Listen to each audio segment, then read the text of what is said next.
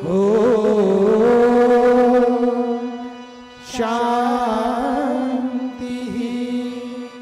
Shanti, Shanti. The main purpose of yoga, union. The word yoga literally means union. The Sanskrit word means union. And it's a union, ultimately, of the self with the divine. It's the highest truth. It's where all of our spiritual traditions say, you're not the body, you're the soul, you're the spirit, you're divine.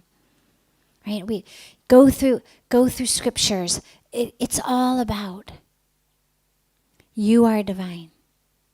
It's all about God saying, I am one with you. Everything in the universe is pervaded by the divine. We're all divine. That soul, that spirit, that consciousness is us. But we don't live like that. We live like our bodies. We live like our personalities. We live as our identities. So yoga is a union.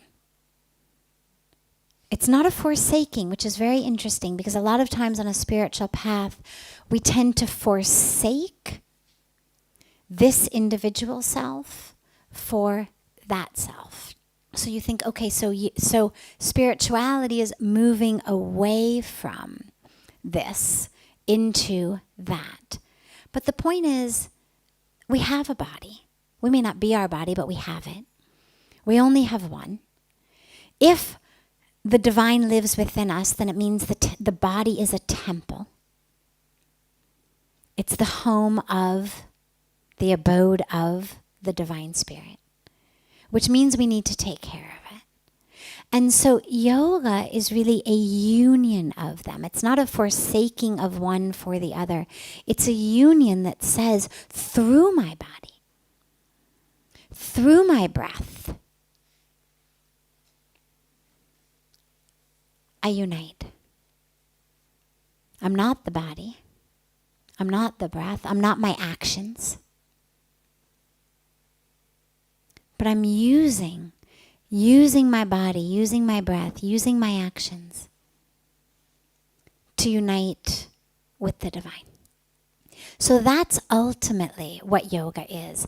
And that's where we have so many different paths of yoga. You know, we talk about, as I said, Jnana Yoga, path of wisdom or knowledge. Bhakti Yoga, or path of devotion. Karma Yoga, path of service. I mean, there's so many different yogas because there's so many different ways to unite. There's so many different ways to connect. And of course, it doesn't matter. You know, it's like you come to Ganga, the point is, have a bath in Ganga. Doesn't matter which ghat, which platform you go down. Doesn't matter whether you get into Ganga toe first or you dive in head first or cannonball in. It doesn't matter. Ganga doesn't play favorites. It's not like, the cannonball one gets more blessings than the one who came in toes first. It's not like that. The whole point is just get in. And similarly with our spiritual path, with yoga, it's just about get in. It's about get in. But what yoga isn't is just physical exercises. What yoga isn't is just breath exercises. It's that full union, which is where, if you look at the 8 limbs of Patanjali, he actually gave it really simply and really beautifully, which is, he began with the yamas and the niyamas, how we live in the world, non-violently, truthfully, giving, sharing. We're not hoarding, we're not stealing. We live with purity, we live with introspection and surrender, and all of these aspects of what you could call a dharmic life, a spiritual life that has nothing to do with your religion, that has nothing to do with your culture. This is universal, sort of 10 commandments of a good life by whatever religion you are. And then moving up. through using the body in asanas, through using the breath in pranayama, and we go all the way up through various aspects of concentration, of attention, all the way up into samadhi, which is ecstasy, that bliss, that union.